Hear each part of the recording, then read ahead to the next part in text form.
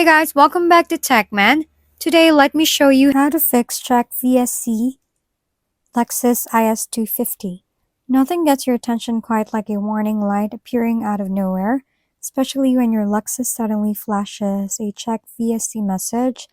If you're dealing with the issue on a Lexus IS250, there are a few troubleshooting steps worth trying before assuming the worst. The first and simple method is to perform a basic VSC reset. Turn the vehicle off, press and hold the traction control button, then start the engine while continuing to hold button for several more seconds. After releasing it, check whether the warning message disappears. If that doesn't help, another common reset method is disconnecting the negative battery terminal for about 10 minutes before reconnecting it. This can clear temporary faults and force certain systems to reinitialize. If the warning returns, the issue may be related to a faulty wheel speed sensor or another component within the stability control system.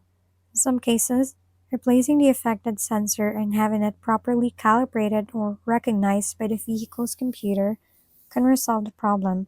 After any sensor replacement, it's often a good idea to drive the vehicle for a short period so the system can collect fresh data and complete its learning process. If the warning persists after the steps, a diagnostic scan can help identify the exact fault code instead of relying on guesswork, potentially saving both time and money. If we've been helpful, kindly give us a thumbs up and don't forget to hit the subscribe and bell button for more contents. For any questions and suggestions, comment down below.